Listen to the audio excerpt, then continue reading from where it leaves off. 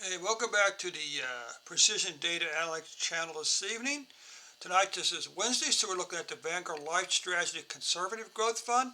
Let's begin here by taking, of course, I mentioned this is a two-part video. The first part is stock charts. The second part is forecasting and returns.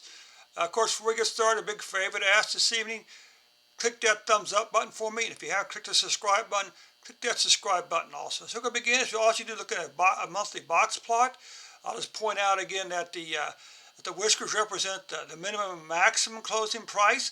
You can see that as the boxes get smaller, that means the volatility in the price is less and less. Okay, so you see it's really settled down quite a bit since April. Okay, now let's look at the 100-day moving average. You can see up here, that's right, we got a little bit of interactive action going here. So you can see it's $22.29.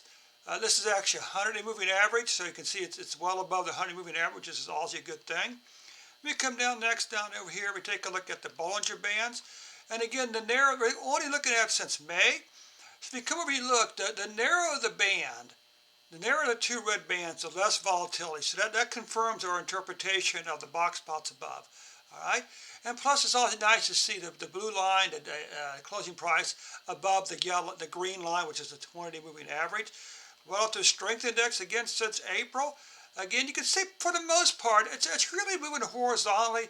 Yeah, there's a few ups and downs here, going from like 55 up above the overbought a little bit before coming back down. But for investors like us, and this isn't really that big of a deal. Okay, what about the ever popular divergence histogram? Again, looking since June, and you can see there is some crossover events here, and there is some activity here, but it's not really strong activity, I would say so, because it's really pretty hugging the signal line. So we got some activity, but it's not super strong. But although there is more downward momentum, there's more bearish momentum than there is bullish momentum. What about finally dividends? There we go. Got dividends somewhere between 10 and say 15 cents a share over the last year or two.